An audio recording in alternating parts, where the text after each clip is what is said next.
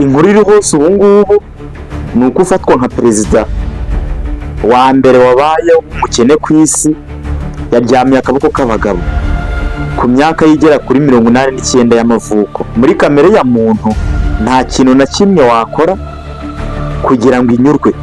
Uko umuntu agenda azamuka mu butunzi niko agenda arushaho kugira inyota n'irari, agenda ararikira iby'isi cyangwa se ubutunzi. Ahangaha ni nako agenda atandukana n'ibijyanye n'umutekano cyangwa se n'umutuzo mu mutima. Abari igihe akoresha n'imbaraga z'umurengera cyangwa se ububasha bw'umwijima kugira ngo abashe kuba yagera kuri byinshi, bitewe na cya kintu twavuzeho cyo kutanyurwa, bikagerwamo n'amaraso, kwica inzirakarengane, kunyaga imitungo y'abarusha amaboko cyangwa se imbaraga n'ibindi kugira ngo arusheho kugera ku butunzi. Gusa uko agenda azamuka ntabwo anyurwa vuba ndarekera ahangaha, ahubwo agenda arushaho kugenda ashaka byinshi kurushaho. Gusa kiba kibabaje giteye agahinda ni uko ibi ngibi apfa akabisiga akava ku isi. Buriya umuntu twafatiraho urugero Alexander the Great wabaye umwami w'abami w'ubwami bwa Macedonia, uyu nguyu ku myaka ya 32 ishyira 33 yazengurutsa hafi isi yose agarukira ku mbibi z'Ubuhinde. Alexander the Great ajya gupfa yatanze ibyifuzo bitatu: ko napfa isanduku igomba kuzikorerwa n'abaganga ba mbere ku isi. Ahangaha ubutumwa ashaka gutanga ni uko yashaka kugaragaza ko rwakubonye ntawe ushobora kurusimbuka, kubera ko n'abaganga ba mbere ku isi ntacyo bagufasha. Icyifuzo cya kabiri ko ari ugufata ibintu bye by'agaciro yari atunze bakabirambuka imusozi bakazabitambukaho batwaye isanduku ye. Kwari ukugaragaza ko Alexander the Great ibyo yavunikiye byose abisize ku isi. Icyifuzo cya gatatu kwari ugufata amaboko ye bakayerekeza imusozi. Ibi ngibi kwari ukugaragaza ko Alexander the Great ibyo yavunikiye byose uko yavuye mu nda y'isi ariko asubiyeyo. Ibi ngibi ubutumwa ashaka gutanga muri rusange kwari ukugaragaza ko ibyo wavunikira byose, ibyo wahirira byose hano ku isi uzabisiga, kandi ko nta gihangange ku isi. Niba ari umuntu wasobanukiwe ibi ngibi hakiri kare, ni umukambwe warejeje benshi yitabye Imana wari mu gihugu cya Uruguay hariya muri Latin America. Uyu nta wundi ni Jose Mujica. Uyu muperezida yabayeho afatwa kandi nk'umuperezida wabayeho uciye bugufi, usuzuguritse cyane ko 90% by'umushahara we yarifashishaga abatishoboye. Uyu mukambwe yanze kuba mu nzu yagenewe na leta ndetse na serivisi zose zigenewe umuyobozi w'umukuru w'igihugu yarazanze. Uyu ni Jose Mujica we mu gihugu cya Uruguay kuva mu mwaka wa 2010 kugeza mu mwaka wa 2015. Tera agatebe gusobanura ibyo amatwi yawe atigeze yumva, ibyo amaso yawe atabonye. Wahageze ni kuri Prona Media Rwanda. Nje Ndakiteta niko nitwa. Amateka, ubukungu, politiki, ikoranabuhanga nibyo twibanda kuri muyoboro mugari wa Prona Media Rwanda. Ubundi Jose Mujica ni muntu ki? Ni munyemerere tutonde itoroshi mu mwijima ducyaha ubujiji, tubumbura inyandiko zitandukanye zanditswe n'ibinyamakuru binyuranye hirya no hino ku isi, byanditse kuri uyu mukambwe wafatwaga nk'umukene kurusha abandi ku isi, bayoboye ibihugu byabo hirya no hino ku isi. Uyu Jose Mujica ni gatiki ninde? Ubundi uyu mukambwe Jose Mujica yabonye izuba ku ya 20 Gicurasi mwaka wa 1935. Avukira n'ubundi ari mu mujyi wa Uruguay ni muri Montevideo. Akaba uyu Jose Mujica akaba yarashyingiranwe n'umugore we Lucia de Polanski kuva mu mwaka wa 2005 kugeza mu mwaka wa 2025. Uvuga ngo magingo angaya Jose Mujica yitaba Imana bari bakiri kumwe. Ubundi amazina ye yose yiswe n'ababyeyi ni Jose Alberto Pepe Mujica Cordano. Uyu akaba yari umunyapolitike w'umunya-Uruguay, umurevolutionnaire, akaba yarabaye perezida wa 40 w'iki gihugu cya Uruguay. Ubundi mu busanzwe Jose Mujica mama we yari umukobwa w'umwimukira waturukaga hariya mu Butaliyani. Jose Mujica ubuzima bwe ntabwo bwabaye bwiza mu buto bwe, kuko nk'ubwo mu mwaka wa 1940 se umubyara yaje kwitaba Imana.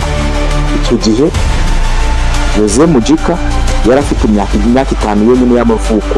Ahangaha birumvikana ubuzima ntibwaje kugenda neza kuko se ni wari utunze umuryango iwabo bari abahinzi borozi. Uyu Jose Mujica yaje gukomera. Jose Mujica uko dukomoje hose n'ubundi yitwaga Demetrio, yari umuhinzi. Mama we bamwitaga Cordano Lucy. Uyu yari umukobwa uturuka mu Butaliyani. Jose Mujica akimara kwitaba Imana yashize imbaraga mu gushakisha ibyatunga umuryango kuko guhera mu myaka ye igera kuri 13 na 17 Jose Mujica yaje kwitabira amarushanwa atandukanye mu rwego rw'amagare.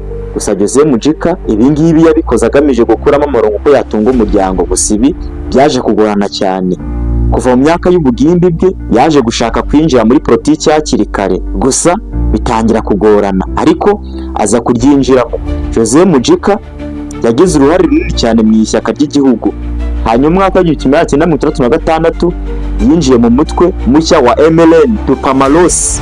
Uyu ni umutwe w'impinduramatwara w'abarevolutionnaire waterwaga inkunga na Cuba. Nyuma y'imyaka 3 agerageza kwigarurira umujyi wa Pandu, yayoboye ibitero n'itsinda ry'inyeshyamba wa MLN kuva mu mwaka wa 1970 kugeza mu mwaka wa 1972. Gusa ahangaha Jose Mujica yaje kuraswa. Yagiye araswa ari nako afungwa, atoroka gereza nyinshi zigiye zitandukanye. Yigeze gutorokana n'abantu barenga 100 batorotse gereza ya Punta Carretas n'ubundi ntaramurihirwe. Baje gucukura umwobo bawucamo baragenda. Mu kwezi kumwe Jose Mujica amaze gutoroka iyi gereza yaje gufungwa imyaka igera kuri 13 muri iyi gereza yarindiriye ibyaha. Birumvikana no Jose Mujica yaratotejwe arabozwa bikomeye cyane. Gusa hano Jose Mujica yaje gukurizamo n'uburwayi bwo mu mutwe bwaje kumuzahaza cyane bikomeye.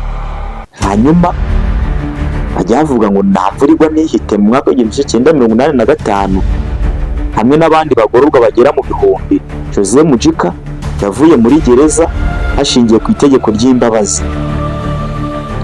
Yazamutse mu ntera. Akimara kuva muri gereza yaje gutorerwa kuba depite mu matora y'1994. Ahangaha no yaje kuba depite yicara mu nteko nshinga amategeko. Jose Mujica ntibyarangiriye ahangaha kuko n'ubundi hagana mu mwaka wa 1999 yaje kugirwa umusenateri. Jose Mujica mu mwaka wa 2005 yaje kugirwa minisitiri w'ubworozi, ubuhinzi ndetse n'uburobyi.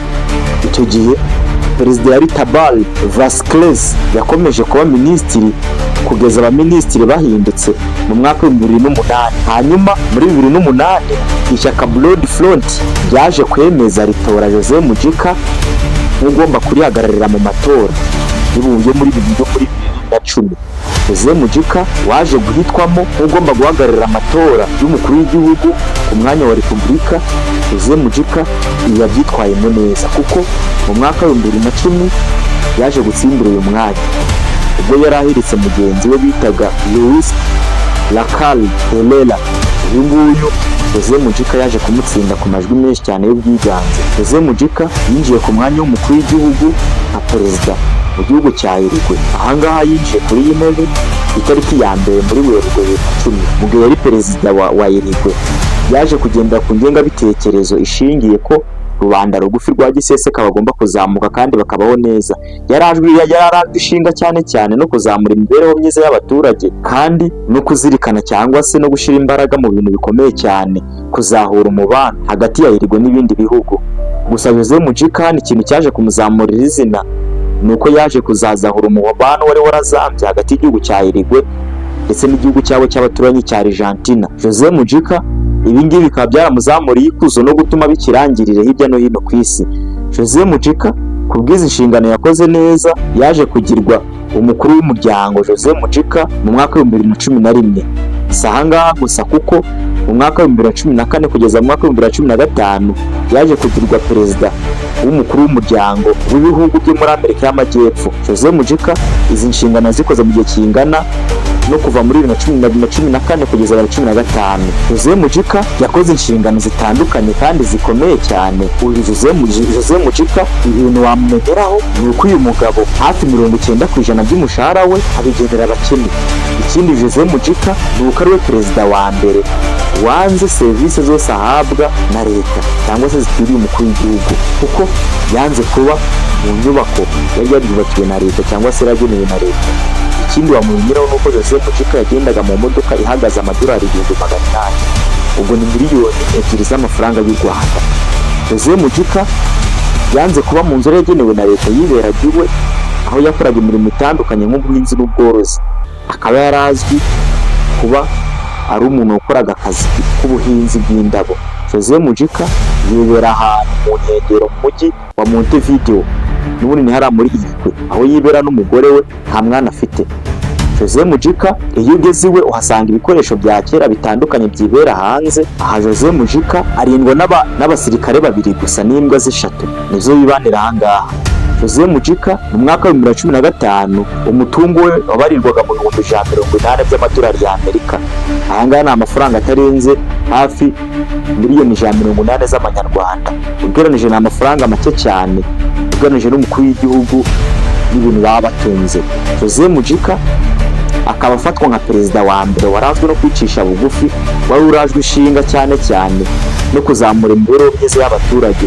Jose Mujica ikindi wamumenyeraho ni uko yanze ko itegeko nshinga rihindurwa kugira ngo abashe kuba yakwiyamamariza manda ya 2 ayobora igihugu cya Irigwe. Jose Mujica si ibyo gusa, kubera ko muri 2015 akirangiza kuba perezida wa Repubulika yanze amafaranga ya pansiyo azwi ahabwa abantu bageze mu zabukuru nk'umukuru w'igihugu wanabaye senateri w'igihugu. Jose Mujica yarayanze kandi yanze kurangiza iyi manda, avuga ko ananiwe cyane bikomeye, ko yakoreye igihugu cye igihe kirekire akwiye kuruhuka. Jose Mujica akaba ari umuntu warangwa no kwicisha bugufi kandi akaba ari umuntu wari uzi ururimi rw'abaturage neza. Jose Mujica ni icyitegererezo, nta karorero kuri benshi. Akaba yarazwiho kuvuga amagambo atandukanye nko kuvuga ngo buriya umukire ni uriya ubasha kunyurwa n'ibyo afite, ariko uriya muntu uhora ashakisha ibintu utanyurwa, uriya ni umukene bikomeye cyane. Jose Mujica ntabwo twavuga byinshi kuko amateka ye azahora mwibuka. Iyi yari Point Media Rwanda, ngenda Teta niko nitwa. Ujye mukomeza gukurikirana ibiganiro byacu. Kubw'Imana Eric ndagushimiye, Imana ibarinde.